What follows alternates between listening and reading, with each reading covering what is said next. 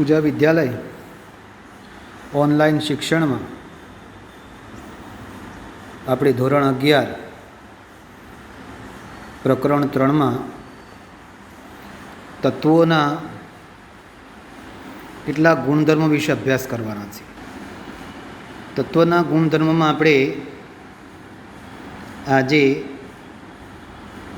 તત્વોનું વર્ગીકરણ ધાતુ, અધાતુ અને ઉપધાતુમાં કરી આવર્ત કોષ્ટકમાં કેવી રીતે દર્શાવ્યા છે એની આપણે ચર્ચા કરવાના છે. તો આવર્ત કોષ્ટકમાં જે તત્વો છે એમાંથી 78% તત્વો જે ધાતુ તત્વો છે. આ ધાતુ તત્વો આવર્ત કોષ્ટકમાં ડાબી બાજુએ દર્શાવેલા છે. સમૂહ 1, સમૂહ 2 બધા ધાતુ તત્વો છે, જેમના ગલનબિંદુ, ઉત્કલનબિંદુ ઊંચાઓને આપણે ધાતુના ગુણધર્મો નીચેલા ધોરણમાં ભણી ગયા છે. વીજવાહક, તણાવપણું, ટીપાવપણું, આ ગુણધર્મો ધાતુ ધરાવે છે. એવી જ રીતે આપણે અધાતુ તત્વની વાત કરીએ તો આવર્ત કોષ્ટકમાં અધાતુ તત્વો એ જમણી બાજુએ ઉપરની તરફ આ અધાતુ તત્વો દર્શાવેલા છે. ઉપરની તરફ એટલે આપણે નિષ્ક્રિય તત્વોનો સમૂહ 18 છોડીએ એટલે 17મો સમૂહ, 16મો સમૂહ, 15મો સમૂહ, 14મા સમૂહમાં જે ઉપરના જે તત્વો છે એ અધાતુ તત્વો તરીકે આપણે ઓળખીએ છીએ. એમના ગલનબિંદુ, ઉત્કલનબિંદુ પ્રમાણમાં નીચા હોય છે, પણ કેટલાક અપવાદ છે. તો ધારો કે બોરોન, કાર્બન, જેમના ગલનબિંદુ, ઉત્કલનબિંદુ ઊંચા હોય છે અને આપણે જાણીએ છીએ ધાતુ એ વાયુ સ્વરૂપે, પ્રવાહી સ્વરૂપે અસ્તિત્વ અધાતુ તત્વો ધરાવતા હોય છે. તો અહીંયા આપણે અધાતુ તત્વો જે આ રીતે આવર્ત કોષ્ટકમાં જમણી બાજુ ઉપરની તરફ દર્શાવેલા છે. ત્યાર પછી તમે આવર્ત કોષ્ટકમાં જોશો તો વચ્ચે એક સર્પાકાર, જેને આપણે ઇંગ્લિશમાં ઝિગઝેગ કહીએ છીએ, ત્રાસી લાઈન છે વાંકી ચૂંકી, કે જેમાં સિલિકોન, જર્મેનિયમ, આર્સેનિક, એન્ટીમની અને ટેલ્યુરિયમ જેવા તત્વો આવેલા છે. જે તત્વો ધાતુ અને અધાતુ એમ બંને પ્રકારના ગુણધર્મો ધરાવે છે. માટે આપણે એમને અર્ધધાતુ અથવા તો ઉપધાતુ તત્વો તરીકે આપણે ઓળખીએ છીએ. તો આ રીતે આપણે આવર્ત કોષ્ટકમાં દર્શાવેલા તત્વો જે ડાબી બાજુ છે એ ધાતુ તત્વો છે, જમણી બાજુ ઉપર એ અધાતુ તત્વો છે, અને વચ્ચે જે આપણે ઝિગઝેગ લાઈન કહી છે ત્યાં એ અર્ધધાતુ તત્વોની આખી લાઈન આવેલી છે. એ પ્રમાણે આપણે તત્વોને ગોઠવેલા છે. હવે અહીં આગળ આપણે તત્વના બીજા કેટલાક ગુણધર્મો જોવાના છે, અને ગુણધર્મોમાં આવર્તી વલણ છે. જેમ જેમ પરમાણુ ક્રમાંક બદલાશે એમ એમ આવા તત્વોના ગુણધર્મો બદલાશે. એટલે અહીંયા આપણે ભૌતિક ગુણધર્મોમાં પણ આવર્તિતા છે, અને સાથે સાથે બીજા કેટલાક ગુણધર્મો જેવા કે પરમાણુય ત્રિજ્યા, આયનીય ત્રિજ્યા, આયનીકરણ એન્થાલ્પી, ઇલેક્ટ્રોન પ્રાપ્તિ એન્થાલ્પી અને વિદ્યુત ઋણતા. તો આપણે ભૌતિક ગુણધર્મો જે વાત કરીએ છીએ ગલનબિંદુ, ઉત્કલન, એની અહીંયા આપણે ચર્ચા નથી કરવાના, પણ પરમાણુ ત્રિજ્યા, આયનીય ત્રિજ્યા, આયનિક એન્થાલ્પી, ઇલેક્ટ્રોન પ્રાપ્તિ એન્થાલ્પી અને વિદ્યુત ઋણતાની આવર્તિત વલણની આપણે ચર્ચા કરવાની છે. એમાં આપણે પહેલાં સૌથી લઈએ છીએ પરમાણુ ત્રિજ્યા. પરમાણુનું ત્રિજ્યાની આપણે વાત કરીએ છીએ ત્યારે આપણે કલ્પના કરીએ છીએ કે પરમાણુ એક દડા જેવો છે અને આપણે એની ત્રિજ્યા માપવાનું વાત કરવાના છે. અને આપણે જાણીએ છીએ કે પરમાણુ એ આપણે નરી આંખે જોઈ શકતા નથી, એટલે એ ખૂબ જ નાનો, સૂક્ષ્મ છે, જેને આપણે એક્સરેની મદદથી માપી શકીએ છીએ. તો અહીં આપણે જાણીએ છીએ એમ કે પરમાણુ જે ગોળ દડા જેવો કલ્પના કરીએ છીએ અને એની ત્રિજ્યા કેવી રીતે મપાય તો એ આપણે સમજીએ. અહીં આપણને પરમાણુ ત્રિજ્યા માટે એવી વ્યાખ્યા કરી છે કે જ્યારે આપણા અધાતુ તત્વો છે એવા બે પરમાણુના કેન્દ્રો, ધારો કે આપણે જાણીએ છીએ કે અધાતુ તત્વો છે એમના વચ્ચે સહસંયોજક બંધ જોડે, દાખલા તરીકે ક્લોરીન, તો ક્લોરીનના બે પરમાણુ, ક્લોરીન એ અધાતુ તત્વ છે, એમના બે પરમાણુ એકબીજાને નજીક નજીક ગોઠવાયેલા હોય, એમના વચ્ચે સહસંયોજક બંધ હોય છે. એટલે સહસંયોજક બંધ ધરાવતા ક્લોરીનના અણુમાં બે ક્લોરીનના પરમાણુ પાસે ગોઠવાયેલા હોય છે. આપણે એ બે ક્લોરીનના કેન્દ્ર વચ્ચેનું અંતર જે માપીને અહીં આગળ આપેલું છે આપણને 198 પિકોમીટર છે. એનું અડધું મૂલ્ય કરીએ એટલે આપણને ત્રિજ્યા મળશે કોઈ એક પરમાણુની, એટલે 99 પિકોમીટર ક્લોરીનને પરમાણુએ ત્રિજ્યા થાય.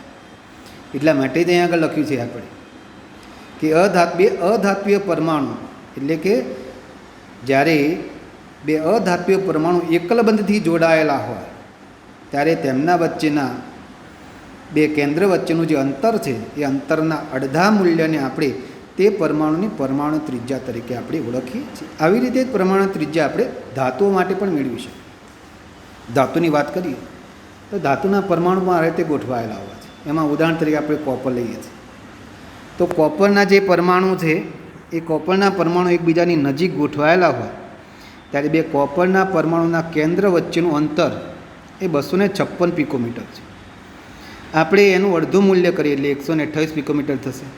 આ રીતે સરળતાથી આપણે કોપરના પરમાણુની ત્રિજ્યા પણ આપણે મેળવી શકીએ છીએ. આપણે આ બધું ત્રિજ્યા ક્ષકિરણ અથવા તો વર્ણપટદર્શકીય એટલે કે સ્પેક્ટ્રોસ્કોપિક પદ્ધતિ દ્વારા આપણે માપી શકીએ છીએ. આપણે સામાન્ય પદ્ધતિથી આ ત્રિજ્યાઓ માપી શકતા નથી. તો આ રીતે આપણે પ્રમાણિત ત્રિજ્યા માપી. અને હવે આપણે જ્યારે સમૂહની વાત કરીએ, આવર્ત કોષ્ટકની વાત કરીએ ત્યારે પરમાણુ ત્રિજ્યા કેવી રીતે ફેરફાર થશે, તો અહીંયા આગળ આપણને કેટલાક તત્વો આપેલા છે અને તત્વોની પરમાણુ ત્રિજ્યા આપેલી છે. આપણે આવર્તમાં પણ જોઈએ અને સમૂહમાં પણ જોઈએ. તો ને આપણને આવર્ત આપેલો છે અહીંયા આગળ લિથિયમ, બેરિલિયમ, બોરોન. તો આપણો બીજો જે આવર્ત છે એમાં તમે જોઈ શકો છો લિથિયમની પરમાણુ ત્રિજ્યા 152 છે, બેરિલિયમની 111 છે, બોરોનની 88 છે. તમે ડાબી બાજુથી જમણી બાજુ તરફ જાઓ તેમ આવર્તમાં પરમાણુય ત્રિજ્યા ઘટે છે. એનું કારણ એક જ છે કે આવર્તમાં પરમાણુની જે કક્ષા છે, બાહ્યતમ કક્ષા, એ અચળ રહે છે.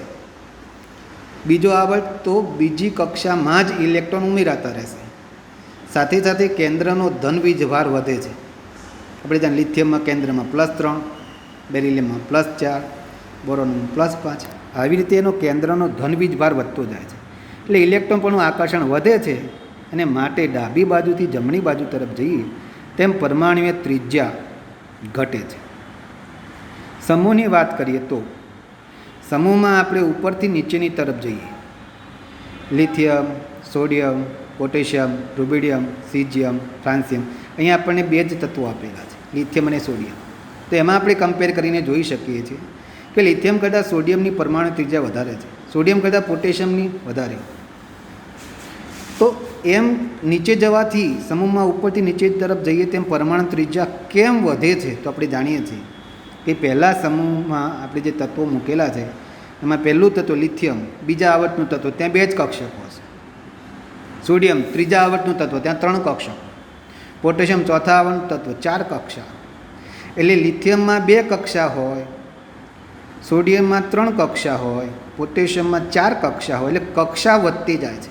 એટલે ઇલેક્ટ્રોન કેન્દ્રથી દૂર જતો, પરમાણુ ક્રમાંકના વધવા સાથે ઇલેક્ટ્રોન કેન્દ્રથી દૂર જતો જાય છે અને માટે ઇલેક્ટ્રોન પર કેન્દ્રનું આકર્ષણ ઘટતું જશે અને માટે પરમાણુય ત્રિજ્યા વધતી જાય છે. તો આ રીતે આપણે પરમાણુ ત્રિજ્યા સમૂહમાં ઉપરથી નીચેની તરફ જઈએ તેમ પરમાણુ ત્રિજ્યામાં વધારો થાય છે. અને આવર્તમાં ડાબી બાજુથી જમણી બાજુ તરફ જઈએ પરમાણુ ક્રમાંક વધવાની સાથે એની જે ત્રિજ્યા છે એ ઘટતી જશે. અને સમૂહમાં ઉપરથી નીચેની તરફ જતાં પરમાણુ ક્રમાંક વધવા સાથે એની જે ત્રિજ્યા છે એ વધતી જાય છે.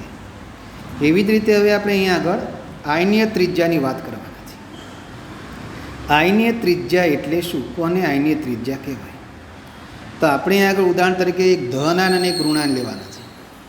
अच्छा, ધન આયન કેવી રીતે બને?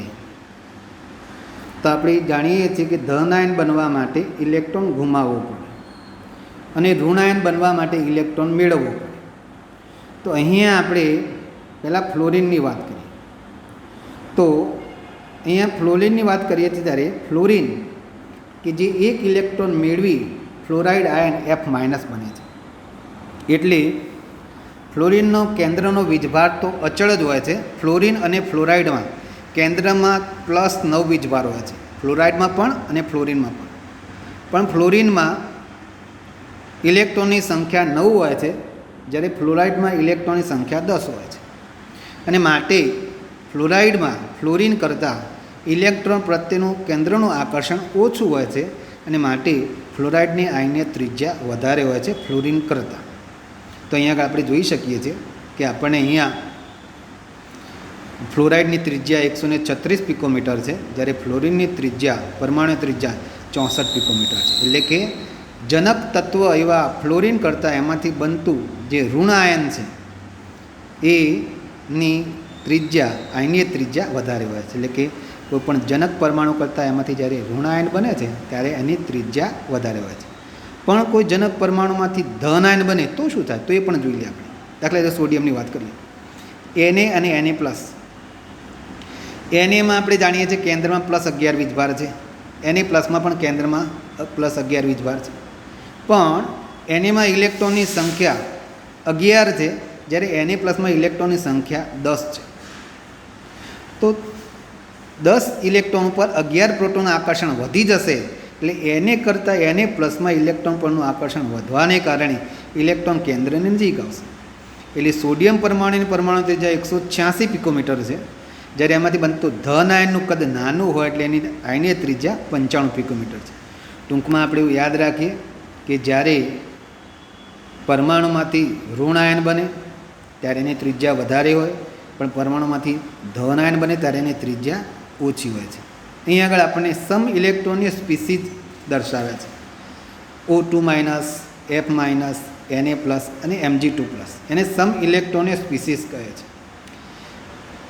અહીંયા જે આયનો દર્શાવે છે, આયનો આપણે ઇલેક્ટ્રોન ગણીએ તો ઓક્સિજનમાં પરમાણુ ક્રમાંક 8 + 2 ઇલેક્ટ્રોન એટલે 10 ઇલેક્ટ્રોન, ફ્લોરિનનો પરમાણુ ક્રમાંક 9 + 1 ઇલેક્ટ્રોન એટલે 10 ઇલેક્ટ્રોન, સોડિયમનો પરમાણુ ક્રમાંક 11 - 1 ઇલેક્ટ્રોન એટલે 10 ઇલેક્ટ્રોન, મેગ્નેશિયમનો પરમાણુ ક્રમાંક 12 એમાંથી 2 ઇલેક્ટ્રોન બાદ કરતાં આપણને 10 ઇલેક્ટ્રોન. તમે જોઈ શકો છો કે આ ચારે 4 આયનોમાં ઇલેક્ટ્રોનની સંખ્યા સમાન છે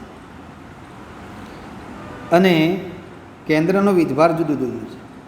ને માટે આવા જે આયનો છે એને સમ ઇલેક્ટ્રોનીય આયનો અથવા સમ ઇલેક્ટ્રોનની સ્પીસીઝ તરીકે આપણે ઓળખીએ છીએ. તો અહીં આપણે આયનીય ત્રિજ્યાની વાત આપણે પૂરી કરીએ છીએ. અને હવે આપણે એક અગત્યનો જે ગુણધર્મ જોવા જઈ રહ્યા છીએ એને આપણે કહેવાના છે આયનીકરણ એન્થાલ્પી. આયનીકરણ એન્થાલ્પી એટલે શું, કોને આયનીકરણ એન્થાલ્પી કહેવાય? તો આયનીકરણ એન્થાલ્પીની આપણે વાત કરીએ ત્યારે કોઈ પણ પરમાણુ હોય એમાં આપણે ખાસ યાદ રાખવાનું છે કે વાયુરૂપ તટસ્થ પરમાણુ લેવાના છે, અને એ પણ ધરા અવસ્થામાં એટલે ભૂમિ અવસ્થા, એમાં કોઈ ઉર્જા મેળવેલી હોય નહીં તેવી અવસ્થામાં કોઈ પરમાણુ હોય, એમાંથી એક ઇલેક્ટ્રોન દૂર કરી અને આપણે જ્યારે એમાંથી ધન આયન બનાવે, કારણ કે ઇલેક્ટ્રોન દૂર કરીશું એટલે ધન આયન બનશે, અને ધન આયન બને ત્યારે જે ઉર્જા આપવી પડે એને આપણે પ્રથમ આયનીકરણ એન્થાલ્પી તરીકે ઓળખીએ છીએ. એટલે અહીંયા લખ્યું છે ધરાવસ્થામાં રહેલા મુક્ત વાયુમય તટસ્થ પરમાણુ Xમાંથી એક ઇલેક્ટ્રોન દૂર કરવા માટે જરૂરી ઉર્જાને આપણે આયનીકરણ એન્થાલ્પી કહીએ છીએ. અને આપણે પહેલો જ ઇલેક્ટ્રોન દૂર કરી રહ્યા છીએ માટે આપણે એને પ્રથમ આયનીકરણ એન્થાલ્પી તરીકે આપણે ઓળખીએ છીએ. અહીંયા આપણે સમીકરણ પણ આપી છે, જો કે X gives X++ ઇલેક્ટ્રોન, એક ઇલેક્ટ્રોન દૂર થશે માટે જરૂરી ઉર્જા જેને આપણે ΔIH કહીશું. અને ΔIH એ આયનીકરણ એન્થાલ્પી છે, એનો એકમ કિલોજૂલ પ્રતિ મોલ છે. અહીંયા એક મોલ આપણે કહીએ, એક મોલ વાયુરૂપ તટસ્થ પરમાણુમાંથી એક મોલ ધન આયન બનાવવા માટે આપવી પડતી ઉર્જાને આપણે આયનીકરણ એન્થાલ્પી કહીએ તો પણ ચાલે. હવે આયનીકરણ એન્થાલ્પીનું આગળ બીજું દ્વિતીય આયનીકરણ એન્થાલ્પી.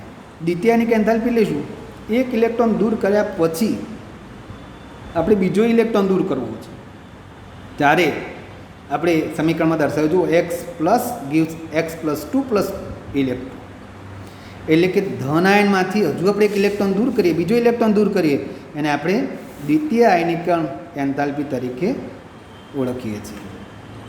તો અહીંયા આપણે યાદ રાખીએ છીએ કે પ્રથમ આયનીકરણ એન્થાલ્પી અને દ્વિતીય આયનીકરણ એન્થાલ્પીમાં શું ફેર હોય? તો પ્રથમ આયનીકરણ એન્થાલ્પીમાં જ્યારે તમે ઇલેક્ટ્રોન દૂર કરો છો ત્યારે ઇલેક્ટ્રોન અને પ્રોટોનની સંખ્યા સરખી હોય છે, પણ જ્યારે આપણે એમાંથી એક ઇલેક્ટ્રોન દૂર કરીએ એટલે ધન આયન બનશે, અને ધન આયનમાંથી જ્યારે બીજો ઇલેક્ટ્રોન દૂર કરવાનો હોય ત્યારે ધન આયન અને ઇલેક્ટ્રોન, એટલે કે કેન્દ્રનો ધન વીજભાર કરતાં ઇલેક્ટ્રોન એક ઓછો હોય છે, એટલે ધન આયનમાં કેન્દ્રનું ઇલેક્ટ્રોન પરનું આકર્ષણ બળ પેલા પરમાણુ કરતાં વધારે હોય છે. એટલે કે એક્સ કરતાં એક્સ પ્લસમાં ઇલેક્ટ્રોન પર કેન્દ્રનું આકર્ષણ વધારે હોય છે, અને માટે કેન્દ્રમાંથી એક્સ પ્લસમાંથી ઇલેક્ટ્રોનને દૂર કરવા માટે વધારે ઉર્જા આપવી પડે છે. એટલે પ્રથમ આયનિક એન્થાલ્પી પહેલો ઇલેક્ટ્રોન દૂર કરવા માટે જે ઉર્જા આપવી પડી હતી ત્યારે કેન્દ્રમાં જેટલા પ્રોટોન હતા એટલા જ ઇલેક્ટ્રોન હતા, પણ જ્યારે બીજો ઇલેક્ટ્રોન દૂર કરવાનો થાય છે ત્યારે કેન્દ્રમાં જે પ્રોટોન હતા એના કરતાં ઇલેક્ટ્રોન એક ઓછો છે, એટલે આકર્ષણ વધારે છે, અને માટે દ્વિતીય આયનિક એન્થાલ્પીનું મૂલ્ય વધારે હોય.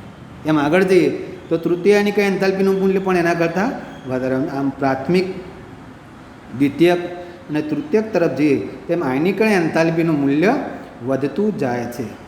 અહીંયા આપણને એક ગ્રાફમાં આયનીકરણ એન્થાલ્પી જે સમજાય છે એના કારણ પણ અંદર આપણા લખાણ છે એમાં આપેલા છે, પણ હું આ ગ્રાફમાં તમને સમજાવું છું. આપણો જે ગ્રાફ છે એમાં આયનીકરણ એન્થાલ્પી અને પરમાણુ ક્રમાંક બીજા આવર્તના તત્વો લખેલા છે. પરમાણુ ક્રમાંક વધતો જાય છે તેમ તેમ આયનીકરણ એન્થાલ્પી વધતી જાય છે. પણ તમે જોઈ શકો છો કે બેરિલિયમ અને બોરોન, બેરિલિયમ અને બોરોન, તો ખરેખર બેરિલિયમનો પરમાણુ ક્રમાંક 4 છે, બોરોનનો પરમાણુ ક્રમાંક 5 છે.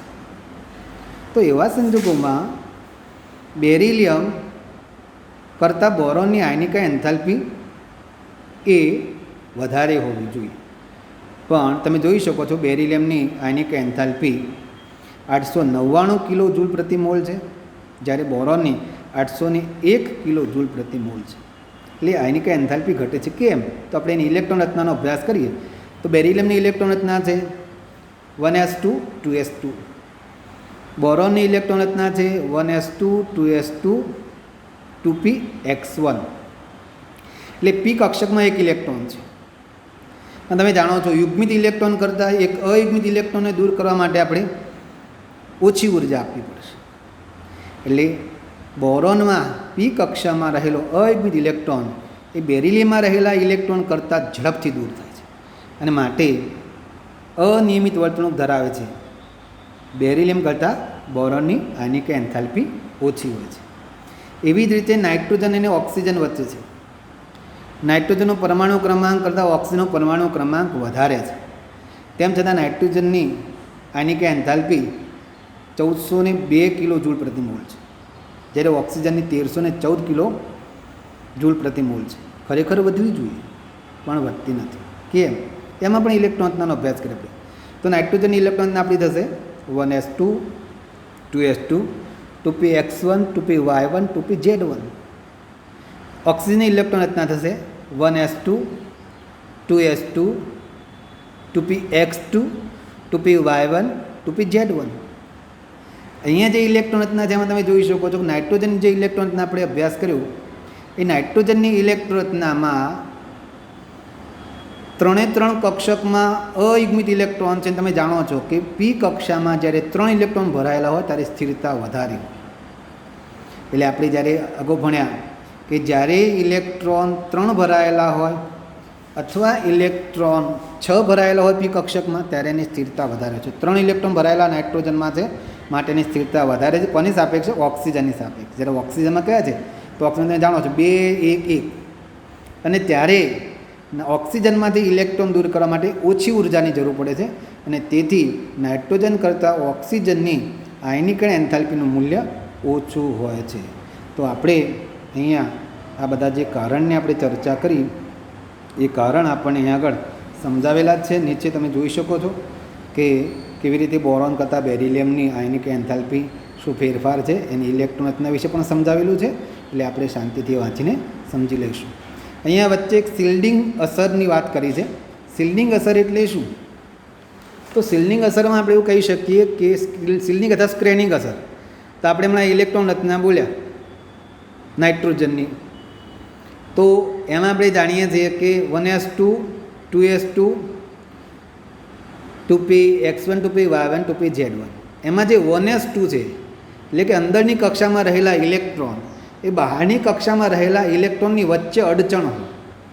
છેલ્લી કક્ષા, બાહ્યતમ કક્ષા અને કેન્દ્ર વચ્ચે જે પણ સંપૂર્ણ ભરાયેલી કક્ષકો હોય એ કેન્દ્રના આકર્ષણ અને બાહ્યતમ કક્ષામાં રહેલા ઇલેક્ટ્રોન વચ્ચે અડચણ હોય છે, ત્યાં સુધી એમનું આકર્ષણ પહોંચવા દેતા નથી. આ અસરને આપણે શિલ્ડિંગ અસર તરીકે આપણે ઓળખીએ છીએ. તો આ રીતે આપણે આયનિક એન્થાલ્પી જેની ચર્ચા આપણે અહીંયા કરી. હવે બીજો આપણો ગુણ આવે છે જેમાં આપણે ઇલેક્ટ્રોન પ્રાપ્તિ એન્થાલ્પીની ચર્ચા કરવાની છે. ઇલેક્ટ્રોન પ્રાપ્તિ એન્થાલ્પી એટલે શું? તો જેમ આયનિક એન્થાલ્પીમાં આપણે ઇલેક્ટ્રોન દૂર કરતા હતા, એ ઇલેક્ટ્રોન પ્રાપ્તિ છે એટલે ઇલેક્ટ્રોન મેળવવાનો છે. તો લખી દો, વાયુરૂપ તટસ્થ પરમાણુમાં એક ઇલેક્ટ્રોન દાખલ થઈ ઋણાયન બને છે ત્યારે એન્થાલ્પી ફેરફારને ઇલેક્ટ્રોન પ્રાપ્તિ એન્થાલ્પી તરીકે ઓળખે છે. તમે જુઓ, હમણાં આપણે જે આયનિક એન્થાલ્પી કરીને એમાં આપણે શું કરવું પડે? ઇલેક્ટ્રોન દૂર કરવા માટે ઉર્જા આપવી પડે. એટલે આયનિક એન્થાલ્પીનું મૂલ્ય હંમેશા ધન જ હોય. ઉષ્માગતિશાસ્ત્રમાં આગળ આવશે, પણ ટૂંકમાં યાદ રાખવા જેવું છે કે આયનિક એન્થાલ્પી ઉષ્મા શોષક પ્રક્રિયા છે. તમારે ઉષ્મા આપવી પડે. જ્યારે ઇલેક્ટ્રોન પ્રાપ્તિ એન્થાલ્પી એમાં વાયુરૂપ તટસ્થ પરમાણુ એક મોલ વાયુરૂપ તટસ્થ પરમાણુ 1 મોલ ઇલેક્ટ્રોન મેળવી અને 1 મોલ ઋણાયન બનાવે ત્યારે મુક્ત થતી ઉર્જાને આપણે ઇલેક્ટ્રોન પ્રાપ્તિ એન્થાલ્પી તરીકે ઓળખીએ છીએ. અંદર લખ્યું છે કે જ્યારે આપણે આ ઋણાયનની વાત કરીએ છીએ ત્યારે ઉર્જા મુક્ત થશે, અને ઉર્જા મુક્ત થશે ઇલેક્ટ્રોન જ્યારે પ્રાપ્ત કરે ત્યારે ઉર્જા મુક્ત કરશે, અને ઉર્જા મુક્ત કરશે એટલે આપણી એન્થાલ્પીનું મૂલ્ય ઋણ હોય છે. તો ઇલેક્ટ્રોન પ્રાપ્તિ એન્થાલ્પીનું મૂલ્ય ઋણ હોય છે. હવે અહીંયા આગળ આપણે આ ઇલેક્ટ્રોન પ્રાપ્તિ એન્થાલ્પી એ ઉષ્મા ગુમાવે છે એટલે એને ઉષ્માક્ષેપક પ્રક્રિયા કહી શકીએ. તો અહીંયા આ પ્રક્રિયામાં આપણે એવું કહીએ છીએ મોટાભાગે ઉષ્માક્ષેપક છે, પણ ક્યારેક અપવાદરૂપ કેટલીક પ્રક્રિયામાં એવું પણ છે કે ઉષ્મા શોષક પણ હોઈ શકે છે. તો એ તત્વના સ્વભાવ પર આધાર રાખે છે. તો આ રીતે આપણે ઇલેક્ટ્રોન પ્રાપ્તિ એન્થાલ્પીના આપણે સમજવાના છે. અહીંયા આગળ આપણને આવર્ત અને સમૂહ આપ્યો છે. એમાં આપણને જુદા જુદા જે તત્વો છે એના માટે થઈને આપણને એને ઇલેક્ટ્રોન પ્રાપ્તિ એન્થાલ્પી સમજાવવા પ્રયત્ન કરે છે. તમે જોઈ શકો સમૂહ lithium, hydrogen, sodium, potassium, rubidium અને સીઝિયમ. ઉપરથી નીચેની તરફ જઈએ છીએ એમ હવે અહીંયા જે ઋણ મૂલ્ય દર્શાવ્યું છે ને, એટલે તમારે ઋણ મૂલ્યને સમજવાનું નથી, કારણ કે ઋણ મૂલ્ય શું દર્શાવે છે? ઉર્જા મુક્ત થાય છે એવું દર્શાવે છે. એટલે આપણે એને ધ્યાનમાં લેવાના નથી. એટલા માટે કે આપણે ઋણ મૂલ્ય ધ્યાનમાં લઈએ તો આપણી જે સંખ્યા છે એનું મૂલ્ય ઘટી જાય. તો આપણે ઋણ મૂલ્ય એ ખાલી ઉર્જા મુક્ત થાય છે એટલું દર્શાવવા માટે લીધેલી છે. હવે આપણે જોઈએ છીએ કે હાઇડ્રોજનની ઇલેક્ટ્રોન પ્રાપ્તિ એન્થાલ્પી 73 છે, લિથિયમની 60, સોડિયમની 53. તમે જુઓ છો ઉપરથી નીચેની તરફ જઈએ તેમ ઇલેક્ટ્રોન પ્રાપ્તિ એન્થાલ્પી ઘટે છે. કેમ ઘટે છે? તેનું કારણ એક જ છે કે અહીંયા આપણા જે તત્વો છે એમાં સમૂહમાં ઉપરથી નીચેની તરફ જઈએ ત્યારે કદમાં જે કદ છે એ કદમાં વધારો થતો હોવાના કારણે બહારથી આવતા જે ઇલેક્ટ્રોન છે એ ઇલેક્ટ્રોન એ આકર્ષણ ઓછું ધરાવશે. જે નાનું કદ હોય ત્યારે ઇલેક્ટ્રોન આવશે એટલે ઇલેક્ટ્રોન કેન્દ્રની નજીક આવી શકે છે અને ત્યાં ઝડપથી એ પરમાણુ સાથે જોડાઈ શકે છે, અને ઝડપથી જોડાય એટલે ઉર્જા વધારે મુક્ત થાય. કદ મોટું હોય ત્યારે ઇલેક્ટ્રોન કેન્દ્રની વધારે નજીક આવી શકતો નથી, એટલે ઇલેક્ટ્રોનનું આકર્ષણ ઓછું હોય છે. એવા સંજોગોમાં આપણે એ ઇલેક્ટ્રોનને કેન્દ્રની સાથે ઝડપથી જોડાવી શકતો નથી. અને એવા સંજોગોમાં કદ મોટું હોય ત્યારે ઉર્જા ઓછી મુક્ત થાય છે. અને એના સંદર્ભે સમૂહમાં ઉપરથી નીચેની તરફ જઈએ તેમ કદ વધે, ઇલેક્ટ્રોન પ્રાપ્તિ એન્થાલ્પી ઘટે. એવું જ આપણે સમૂહમાં જોવાના છે.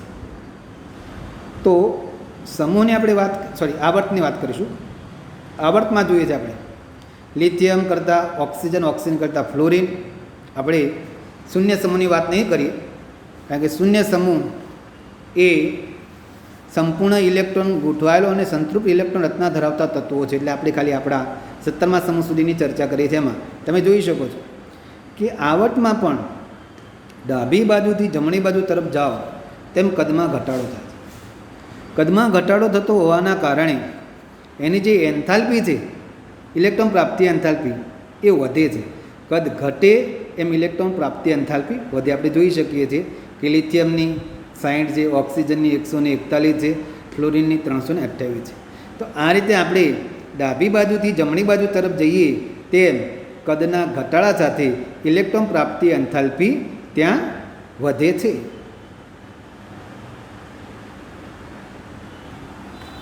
વિદ્યુત ઋણતા. તો અહીંયા રાસાયણિક સંયોજનમાં સહસંયોજક બંધના ઇલેક્ટ્રોન યુગ્મને પોતાની તરફ આકર્ષિત કરવાની જે વૃત્તિ છે એને આપણે વિદ્યુત ઋણતા કહીએ છીએ.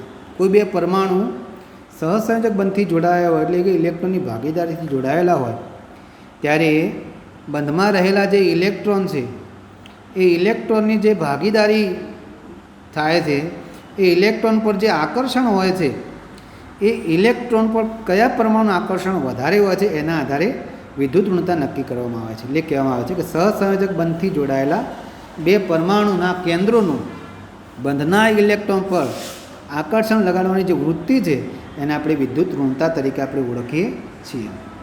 અહીંયા આપણે વિદ્યુત ઋણતાનું નિરપેક્ષ મૂલ્ય માપી શકાતું નથી, એટલે આપણે એનું સાપેક્ષ મૂલ્ય માપવું પડે છે. અને માટે એનું મૂલ્ય માપવા માટે જુદા જુદા માપક્રમ વિકસાવેલા છે. એમાં પાવલિંગ માપક્રમ, મુલ્યકન જાફે માપક્રમ, ઉલરેડ રોચો માપક્રમ વગેરે માપક્રમ પૈકી પાવલિંગનો જે માપક્રમ હતો 1922માં, એને સૌથી વધુ ક્ષમતાવાળું ગણી અને ફ્લોરિનની વિદ્યુત ઋણતાને 4 ગણવામાં આવે છે. અને ફ્લોરિનની વિદ્યુત ઋણતા 4 ગણી એની સાપેક્ષે બીજા બધા જે તત્વો છે એમની વિદ્યુત ઋણતા નક્કી કરવામાં આવી છે. અહીંયા તત્વ કયા બીજા તત્વો સાથે જોડાયેલું છે, સહસંયોજક બંધ છે, એના ઉપર વિદ્યુત ઋણતા આધાર રાખે છે. વિદ્યુત ઋણતા બદલાતી રહેશે. એના સાથે કયું તત્વ જોડાયેલું છે એના ઉપર વિદ્યુત ઋણતાનો આધાર હોય છે. સામાન્ય રીતે વિદ્યુત ઋણતા આવર્ત કોષ્ટકની વાત કરીએ આપણે, તો આવર્ત કોષ્ટકમાં ડાબી બાજુથી જમણી બાજુ તરફ જતાં વિદ્યુત ઋણતા વધશે. એટલે કે જેમ કદ ઘટે છે તેમ વિદ્યુત ઋણતા વધે છે. કારણ કે જેમ કદ નાનું હશે એમ બંધના ઇલેક્ટ્રોનની નજીક કેન્દ્ર આવશે. કદ મોટું હોય એટલે બંધના ઇલેક્ટ્રોનથી કેન્દ્ર દૂર રહેશે. તો અહીંયા જેમ કદ નાનું હોય એમ વિદ્યુત ઋણતા વધારે હોય, અને જેમ કદ મોટું હોય તેમ વિદ્યુત ઋણતા ઓછી હોય. એટલે ડાબી બાજુથી જમણી બાજુ તરફ જતાં કદ ઘટે છે, માટે વિદ્યુત ઋણતા વધે છે. સમૂહમાં ઉપરથી નીચેની તરફ જતાં કદ વધે છે, માટે એની વિદ્યુત ઋણતા ઘટે છે. અહીંયા આગળ આપણને વિદ્યુત ઋણતાના મૂલ્ય આપ્યા છે, તમે જોઈ શકો છો. લિથિયમ, બેરિલિયમ, બોરોન તરફ જઈએ આપણે એમ એની જે વિદ્યુત ઋણતા છે એ આ રીતે આગળ જઈશું તેમ જોઈએ તે પ્રમાણે વધતી જશે.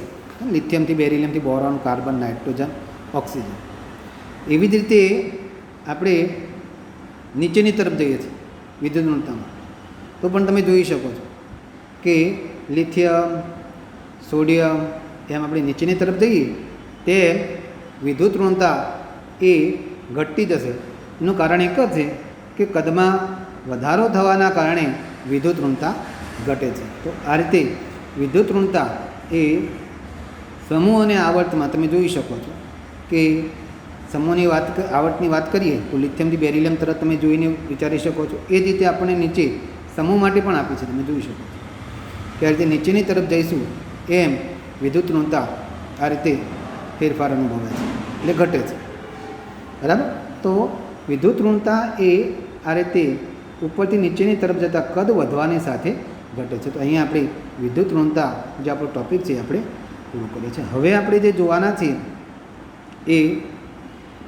એ સંયોજકતા જોવાના છે, જેને આપણે બીજા શબ્દોમાં કહીએ ઓક્સિડેશન અવસ્થા. તો તમને આપણે બધા જાણીએ છીએ કે દરેકે દરેક તત્વ એ પોતાની ઇલેક્ટ્રોન રચના એ નિષ્ક્રિય તત્વ જેવી ઇલેક્ટ્રોન રચના બનાવવાનો પ્રયત્ન કરશે. કેમ નિષ્ક્રિય તત્વ છે? કારણ કે નિષ્ક્રિય તત્વની ઇલેક્ટ્રોનના સમૃદ્ધ ઇલેક્ટ્રોન સ્થાયી ઇલેક્ટ્રોન રચના છે. દરેકે દરેક તત્વ પોતાના કરતાં વધારે સ્થાયી ઇલેક્ટ્રોન રચના પ્રાપ્ત કરશે. સ્થાયી ઇલેક્ટ્રોન રચના પ્રાપ્ત કરવા માટે એ કાં તો ઇલેક્ટ્રોન મેળવશે કાં તો ઇલેક્ટ્રોન ગુમાવશે.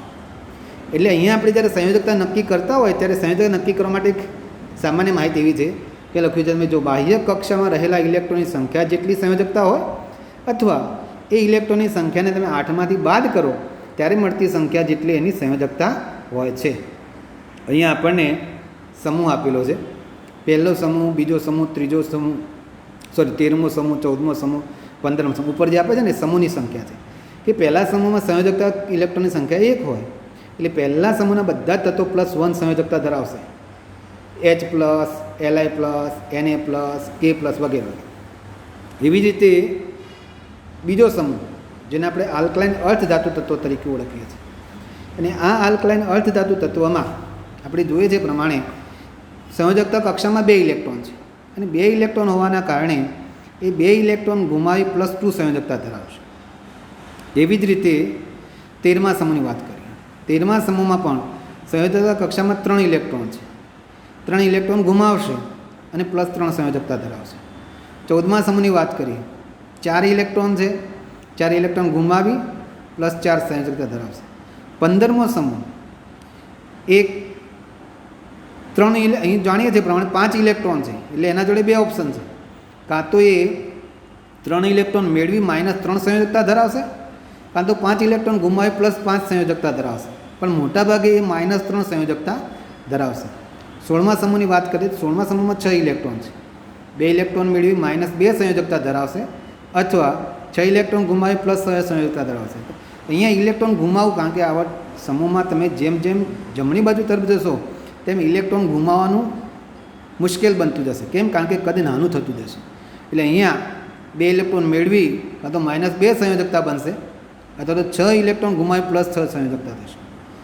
એમ 17મા સમૂહમાં આપણે જોઈએ એ પ્રમાણે કે 1 ઇલેક્ટ્રોન મેળવી -1 સંયોજકતા ધરાવશે અથવા 7 ઇલેક્ટ્રોન ગુમાવી +7 સંયોજક, પણ એ 1 ઇલેક્ટ્રોન ગુમાવી -1 સંયોજકતા ધરાવશે. અને નિષ્ક્રિય તત્વો જેની સંયોજકતા આપણે 0 સ્વીકારીએ છીએ કારણ કે ઇલેક્ટ્રોન મેળવતા પણ નથી કે ઇલેક્ટ્રોન ગુમાવતા પણ નથી. એને આધારે અહીંયા આગળ હાઇડ્રાઇડ, ઓક્સાઇડ, કારણ કે હાઇડ્રાઇડ કહીએ છીએ ત્યારે હાઇડ્રોજનની સંયોજકતા એ -1 હોય છે. કેવું હોય છે? -1. એટલે અહીંયા તમે જાણો છો કે દાખલા તરીકે પહેલો સમૂહ તો એમાં લિથિયમ +1, હાઇડ્રોજન -1, એવી રીતે LiH બનશે. બીજા સમૂહની વાત કરીએ તો કેલ્શિયમની +2, હાઇડ્રોજનની -2 એટલે CaH2 બનશે. 13મા સમૂહમાં એલ્યુમિનિયમની વાત કરીએ, બોરોનની વાત કરીએ તો BH3 હોય પણ 2 અણુ ભેગા થાય એટલે B2H6 સ્વરૂપે લખ્યું છે. અને એલ્યુમિનિયમની વાત કરીએ તો Al+3 અને H-1 માટે AlH3 બનશે. 14મા સમૂહમાં કાર્બનની સંયોજકતા +4 અને હાઇડ્રોજનની -4.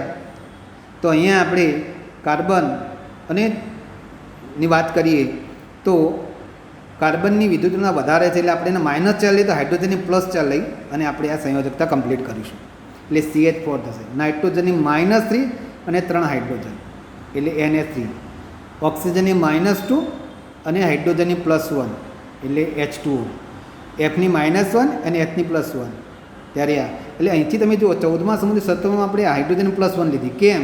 તો જે તત્વો છે કાર્બન, નાઇટ્રોજન, ઓક્સિજન, ફ્લોરિન એમની વિદ્યુત ઋણતા વધારે છે એટલે ઋણ સંયોજકતા ધરાવશે માટે એવું થશે. એવી રીતે નીચે ઓક્સાઇડમાં આપણે અભ્યાસ કરીશું તો તમે જુઓ Li2O ઓક્સિજનની -2 છે એટલે Liની +1 એટલે Li2O થશે. MgO મેગ્નેશિયમની +2 છે, ઓક્સિજનની -2 છે માટે MgO થશે. પછી Al2O3 Alની +3 ઓક્સિજનની -2 તો એ રીતે થશે. એસઆઈની +4 અથવા કાર્બનની +4, ઓક્સિજનની -2. અહીંયા કાર્બન એટલા માટે પ્લસ લેવામાં આવે છે કે ઓક્સિજનની વિધુરતા વધારવા માટે. તો એમ આપણે ઓક્સાઇડની -2 અને જુદા જુદા તત્વોની સંયોજકતાથી આ રીતે આપણા સંયોજનનું નિર્માણ થશે. હવે અહીંયા આગળ કેટલાક તત્વો એવા છે કે એ પોતાના સમૂહના તત્વો જેવી વર્તણૂક ધરાવતા નથી.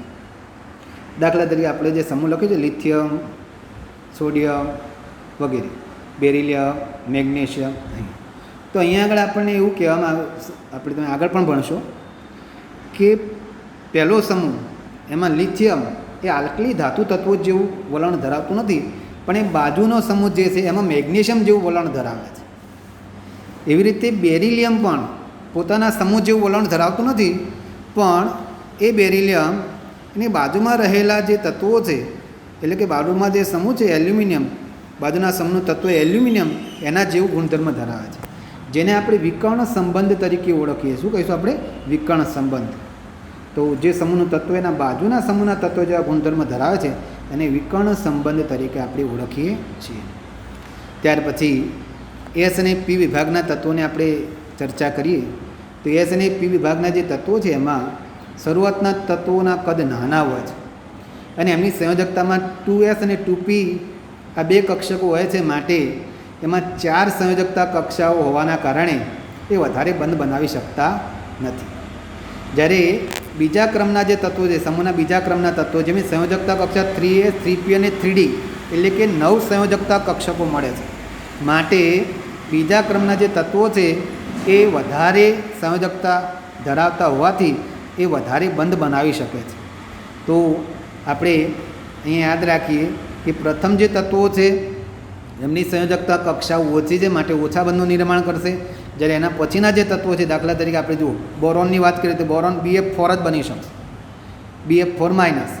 પણ એલ્યુમની વાત કરીએ તો AlF6-3-, કારણ કે Alમાં ખાલી સંયોજકતા કક્ષકો છે અને માટે એમાં ઇલેક્ટ્રોન દાખલ થઈ શકે છે. તો આ રીતે આ તત્વો એ જુદા જુદા પ્રકારના આવા સહસંયોજક બંધ બનાવે છે. એમ આપણે કાર્બનની વાત કરીએ તો કાર્બનનું વિશેષ સ્થાન છે, એ જુદા જુદા તત્વો સાથે એકલ બંધ, દ્વિબંધ, ત્રિબંધ બનાવી શકે છે. નાઇટ્રોજન પણ આવી રીતે બંધ બનાવી શકે છે. એના માટે પી પાઈ બંધ એ આપણે આગળ અભ્યાસ કરીશું. તો અહીં આપણે તત્વો કેવી રીતે બંધ બનાવે છે એની પણ આપણે ચર્ચા કરી.